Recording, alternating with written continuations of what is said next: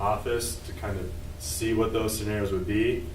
And I would also suggest if you've done that before, or if you're looking at doing that in the future, I would recommend going more than once, because it is fairly confusing. You may not get the same answer all the time, but if you go 2, 3, 4 times, then maybe it might get a little more concise, and you might have maybe some more questions. It might just come a little bit clearer on there. But there's a lot of different ways to file Social Security. It's not simple, straight, and easy.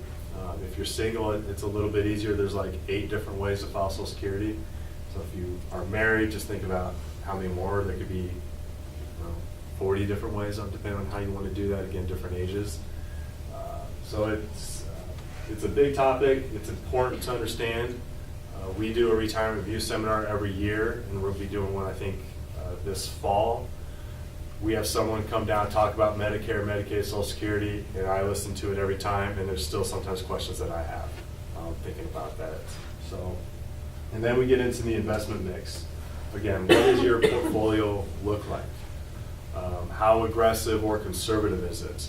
Even though I have liked the rates of return I've been getting over the last number of years through my working career because I've been more aggressive, there is probably a portion or time where I'm going to start wanting to ratchet that down and start getting more conservative.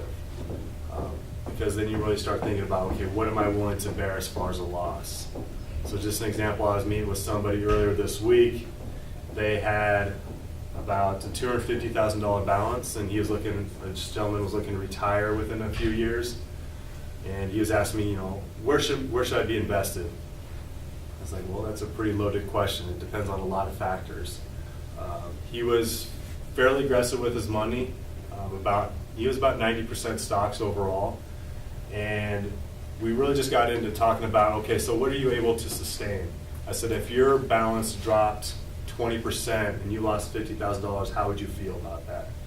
And he's like, I don't want anywhere close to losing $50,000, within a 1 year's period or something like that. And that really kind of tells you what you're comfortable with, again, as far as where maybe your money should be invested. At that point, he realized, if I'm 90% stocks, my portfolio is going to follow the stock market. And if it drops 20%, I'm going to lose quite a bit, and I don't want to do that. So he moved to become more conservative, and we'll probably do that over a 6-month year period to get more close to maybe 70-30 is maybe what he thought he was comfortable with. But there is a point, even though we're going to maybe miss out on some of those higher gains, again, we're not going to experience those lower losses or those big losses either. And it's always hard to get away from that, but we just want to kind of understand what is a bigger concern for me at this point. Is it higher rate of return or preserving the money that I built up over a number of years? So any questions so far? All right, yes. I was wondering, you said average $1,400. Say you did retire at 62, took that $1,400, then when you're 65 and you take your Medicare, how much are they going to take out of that Social Security to pay that Medicare? Do you have any idea? I don't know. That's a good question. I don't know. I didn't know if it that was a big amount or... Yeah, I don't know if that comes out of your Social Security or if that's an out-of-pocket expense. I think it that comes you right have. out of your Social Security. Does it? Yeah, Out-of-pocket In addition, consensus for the most part? Okay. Yeah, I was thinking that, but I wasn't 100% sure. I think it's out-of-pocket. If So, you take Social Security at 62, you might not get $1,400. yeah. Well, That's yeah, true. if you take it early, like at 62, you might not get 14. Yeah, like I said, if you can avoid Social Security, again, everyone's situation is different. Usually, sometimes it's health related that causes people, and it's just an easier decision and a better financial decision to do earlier. So Fidelity does this stat every year, and I think I probably shared it last year during the orientation, but I updated for 2017 because it's always a year back. For a couple retiring at 65, and this is for a 20-year period, they would spend, I think it's about $265,000 in out-of-pocket expenses for medical costs. Again, that's a couple, that's 2 people over a 20-year period. You break it down per year, it may be doable, but still that's quite a bit of money for out-of-pocket expenses. But, those are great questions, and there's when you get into all those different plans, it does get kind of confusing now.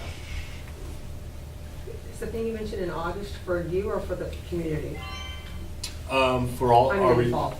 all of our retirement plans, so you guys, we pushed it out to about people, I think 45 or 50 or older on there.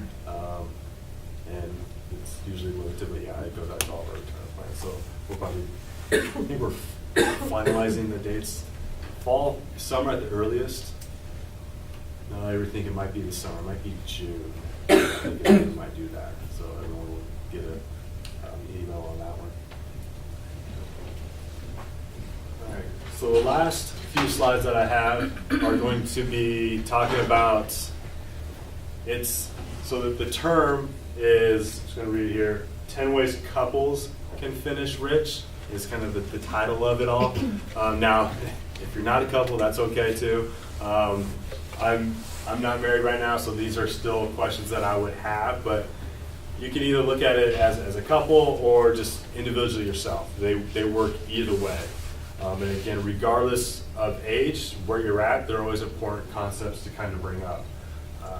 Because normally we read a lot of articles where the financial stress sometimes is a reason for divorce, and so you always kind of want to be on the same page. And these are just some quick ones, and some of them are very elementary where, okay, yeah, I know that, I should do that.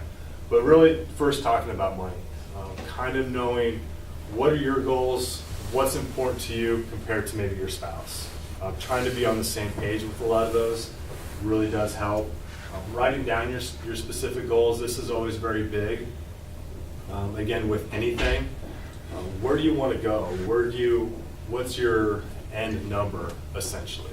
And again, those are things that we can help you with. We have a lot of financial calculators. You have a great one within your website that you can use that helps you let you know what type of monthly income you're going to have in retirement. But we can kind of help you get to a certain point from where you're at. You just have to ask your question, where I am now, where do I want to be? And then we can kind of help connect the dots a little bit and talk about whether that goal that you want is realistic or not, because that's always important to know. If I want to have $500,000 saved for retirement, but I'm only have 10 years there, is that achievable? We can kind of answer some of those questions for you. But writing down specific goals, again, having a deadline, what you want it to be, a time period, those are always very important. And then creating a plan for that. This is kind of going back to the budgeting portion of it. Step one is to understand what you're starting from, and again, where you want to go, looking at your assets. This could be anything. This could be within the retirement plan. This could be, do you own your home, car? Do you have assets elsewhere, insurance policies, all that type of stuff is very important to kind of question, sit down, make sure that you have it in an area. So my parents, I know a little bit about their finances. They do bank with Union Bank. They also bank with another couple other hometown banks back in Surrey where I'm from. But I don't really know where everything is. If something happened to them today, I could probably get most of it and maybe ask a few people in town, because it's a small town, everybody kind of knows. I know where to go, but I don't know if I would know everything. So it's always important to have that really at any age. And then a couple other ones, check your spending habits. This is the biggest one, and again, it really plays into contributing to your retirement plan, because there is kind of a rule of thumb that we should be saving, which is 15%, but it's not going to work for everybody. But really looking at your budget is a big thing. I know that's just really like a big 4-letter word, budget. Everyone hates it and doesn't like to do it. But I would be more on the side, I'm always kind of a glass half full type person, where if people would probably sit down and look at their budget, even though we hate to do that, most of us are probably going to find that we have excess money that we can either save from one area to the other, or maybe we're saving more than what we actually think we are. But it is going through it. On here we have the example of tracking your expenses for 7 days. Just going through a 7-day period like you normally would, take a look at it after that 7 days and kind of think about, okay, so where is my money going? That's really what a budget is taking a look at, okay, where am I spending my money? where can maybe I cut back a little bit. For me personally, trying to track my expenses on a weekly period is much easier for me to follow my budget than doing it over a month period. Because normally, things that I buy early in April, when I get to the end of April and start thinking back of, because if there's a purchase that I want, I'll be thinking back to early April, and I will probably forget a lot of the things that I went out and purchased or went out and did. And so I will underestimate my expenses than if I look at it weekly. It's a lot easier for me to go with. Some other people might be able to do it every 2 weeks, like every pay period, something like that. Weekly just works for me personally, but it really helps just understanding where your money is at and then kind of finding out your priorities. So for me, the biggest one usually is going out to eat. Try not to do that much. If I can, once a week would be great. Usually once every 2 weeks would be awesome to be able to do that. But if you think about it, even fast food these days, a simple meal is almost $8, And then if you do that twice, 16, 20, again, if you have a family of 4 or something, it really adds up very quickly. So that's just really the thing to do is if you can try to budget for that. Then again, you might find different ways to save and contribute more towards your retirement plan. Like I mentioned, the rule of thumb is 15%. That includes company contributions. Not going to work the same for everybody. Just depending on what my goal is, when I got started, what I was doing earlier, but it is just kind of a nice round number to try to get to. And then number 6, like we talked about, saving for a rainy day, the emergency fund. Kind of want to have about 3 to 6 months in emergency fund. It takes a long time, just to let you know. We don't tell people you need an emergency fund and you need to fund it within a year. It's just not feasible to be able to do that. Most of the time it's usually easy steps. Take a couple expenses monthly, maybe like a cable bill, some type of utility or something, and try to save that for a few months and then work on something else and try to get that progress. It's kind of the opposite of the snowball effect with the credit cards, paying those down. You just kind of save a little bit for one type of utility or bill, whatever it might be, and then the next month or next few months you try to save for something else until you have those. So it takes a lot of time. It might take a couple of years, but again, it really can release some of that financial stress maybe that we have. And then the last few, we tell people to dream. Dream about whatever you want to do. We have up here, dreams aren't just for kids. It's whatever you want that dream to be, and we can help try to have that dream come true. Don't be afraid and think like, well, I'm never going to be able to reach that. That sometimes will deter people from saving at all. I always tell people having some type of money is always better than nothing. If you look back and say, gosh, I would have done that, that's usually the comment that we get from a lot of individuals that might be closer to retirement, thinking, gosh, I would have done this sooner. Think about what you want that to be. And then also the last one's, again, you can pay your mortgage off early, tackle any of that lingering debts, saving for kids, again, that's always an important thing to kind of think about so you don't have that expense.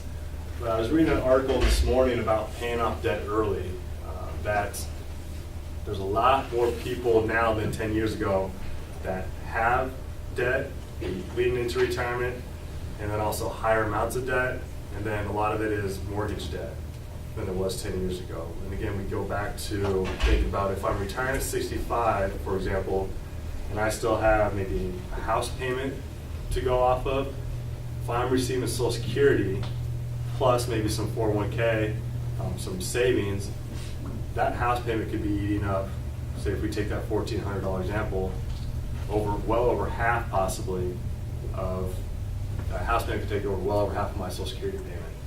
And again, that's a month. So when you have that lingering debt getting into retirement, it can really kind of strap you a little bit financially. So you kind of want to try to get debt free essentially. We're just not really have the big payment purchases with them. But those are your 10 ways to get rich, and whatever your term of rich is. That's okay, everyone's different. But again, just kind of some helpful ways to kind of think about financing to maybe relieve some of that financial stress for us a little bit. A lot of it, again, will come down to, and it starts with looking at your budget, where your money's at, how much do you take home, and then where can we go from there? And again, those are all things that we can help you with. And then, so there's my information. I don't think I didn't bring enough business cards for everybody, but I have business cards. she has a ton. I have a few. You guys can always contact me at any time. I will be sticking around afterwards, but I understand the sessions are full, but it doesn't mean that I can't come back at some time in the future and meet with you. So, any questions? What is that information that you put on that calculator? Does that go anywhere for anybody to see? The one within your account? Yeah. No, that's just personally yours. I mean, I can see that. You can see it? I can see it when I log into your account. We have like a sponsor access. I can see it only because if maybe you're calling me from work or from home, you know, I can see what you're seeing on your computer, but that's about it. It's just you and me. And then I couldn't find where beneficiaries are listed.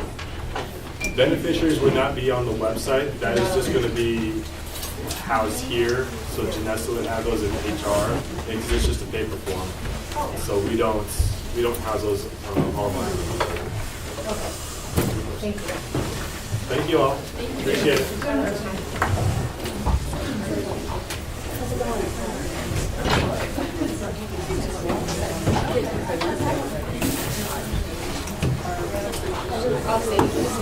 So many people showed up. You guys are a lot better than a lot of. I have business cards in the back if I check in. If you're-